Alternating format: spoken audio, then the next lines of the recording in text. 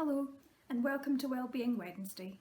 We at the Museums of the University of St Andrews will be encouraging you to take 10 minutes for a break to listen to museum storytime. The objects in our collections have had fascinating lives, as have those who are connected to them. This is our chance to tell you their stories. My name's Eilidh and I'm going to be your host. Today I'm going to be telling you the story of a rather magical book that lives in special collections at the University of St Andrews, and that is Alfred Lord Tennyson's Idylls of the King from 1875, photographically illustrated by Julia Margaret Cameron. It's one of the 19th century's most famous collaborations between a poet and a photographer. When photography was still a very new concept, Julia Margaret Cameron, who lived between 1815 and 1879, was really pushing the boundaries and breaking any conventions, helping to define what this new medium of photography could be. Her photographs weren't conventional in any sense of the word. Some were purposely out of focus, some were smudged or scratched and really showed the artist's process.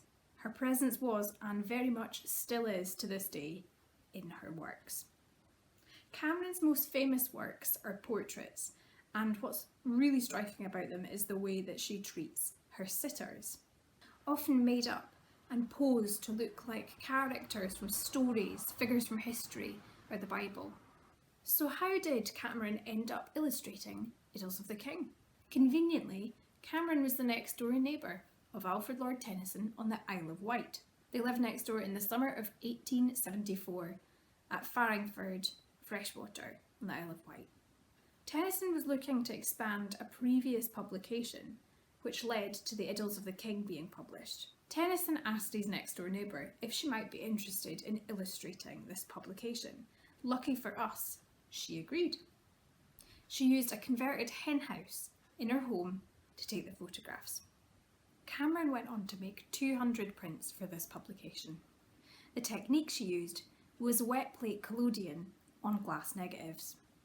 Cameron actually even wrote in a letter, "Tennyson himself is very interested in my work and has been up here perpetually to see how I'm getting on." Unfortunately, in this case, Cameron's vision wasn't truly realised, as in the final published version, only 2 prints were selected and they were reformatted as wood engravings. They didn't work out quite as well in this final publication. But all hope was not lost. Tennyson was a really big fan of Cameron's and was really impressed by what she had produced. He encouraged her to produce her own book, merging his work and hers together, and this vision was expertly brought together. In January 1875, the first version was produced, followed by another in the May, and it was sold for the princely sum of 6 guineas.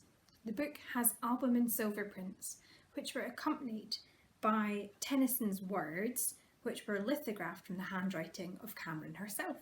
As for how many versions of this survive, there weren't many, only a dozen or so.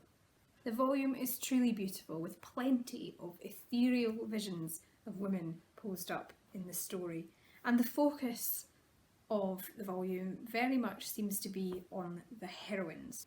However, at the front of the volume is a portrait of Tennyson himself, dressed up in the guise of the dirty monk.